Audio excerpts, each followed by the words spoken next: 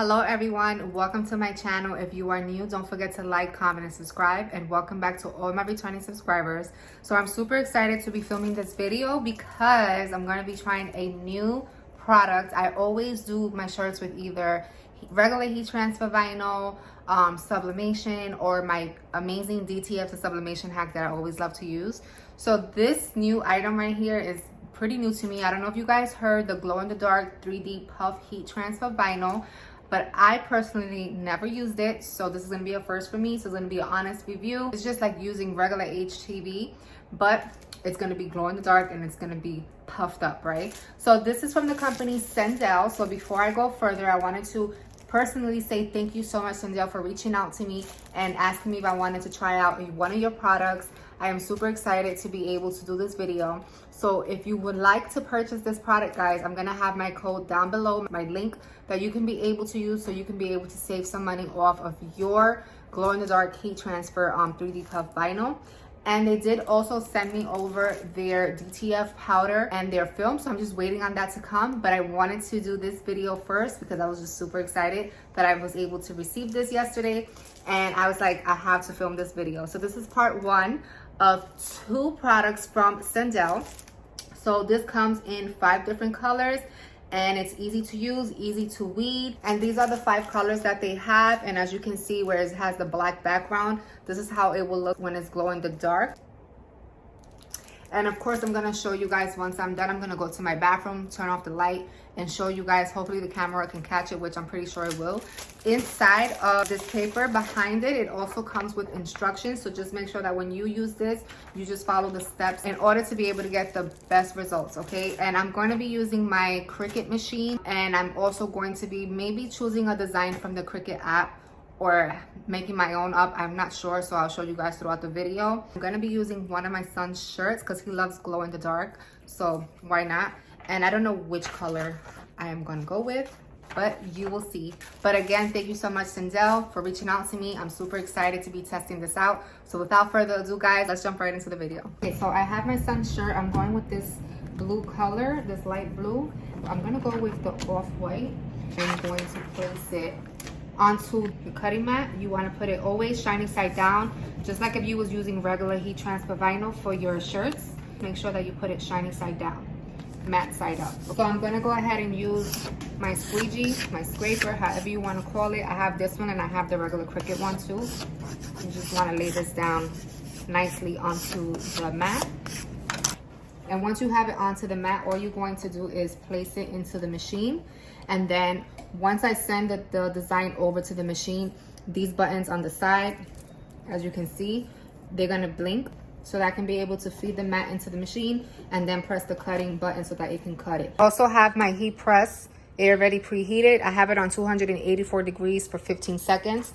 The recommendation on the back of the paper says 284 to 302 degrees depending on your heat press, and it's 15 to 20 seconds. So now we're going to press on the feeding button.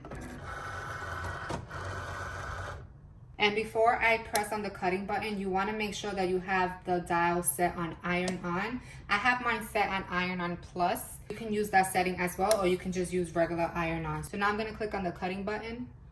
And now what the machine is going to do is it's going to sense that there's something there that needs to be cut, and it's going to cut my design.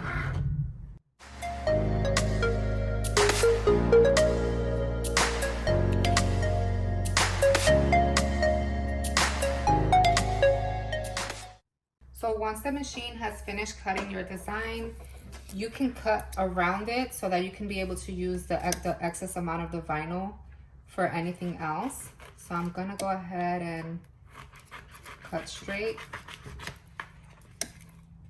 And then I have some more here. So all we need is the design part.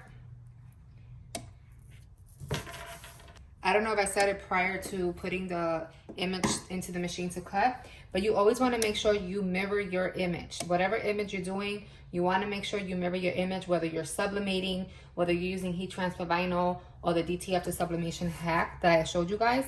Always make sure that you mirror your image. So now we're going to peel off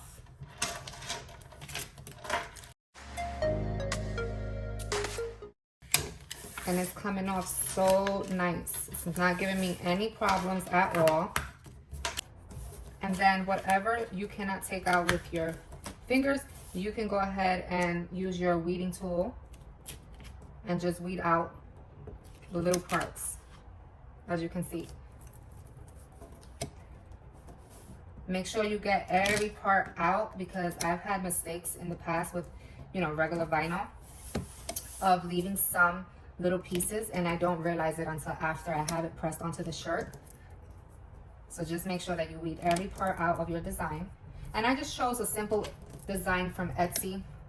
This cool retro looking design. It says Cool Kid.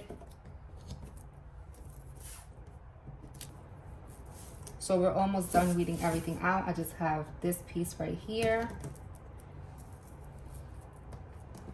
And then I have this piece right here. Okay. Now we're gonna go ahead and just make sure that we have everything in place. So before we add the design onto the shirt, we're gonna go ahead and preheat the shirt for a few seconds. This is going to remove any moisture that the shirt may have. And then also you want to make sure that you lint roll your shirt to remove any lint, anything that may be on the shirt. But I don't have my lint roll right now, so we're just going to do it like this. But just make sure that you do not skip that step. What I just used right here was butcher paper just to protect my shirt from the press. And then we're going to go ahead and add the design onto the shirt. If you have a t-shirt ruler, you can be able to use that. So I'm going to go ahead and get that. So I don't find my youth ruler, so I'm just gonna go ahead and use this toddler one.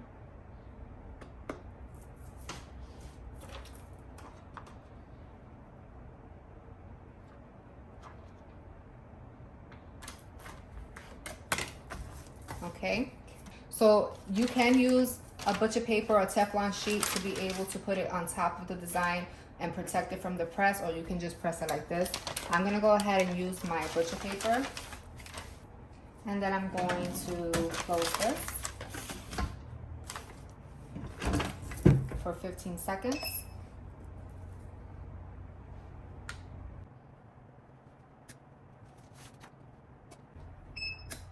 Okay. So it says on the instructions that the puff will automatically happen after we press it, so we're going to see.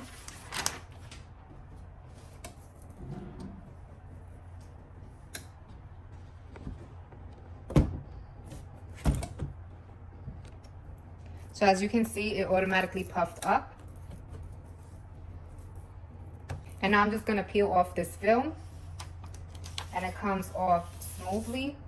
So I'm gonna give you guys a closer look. It feels so nice.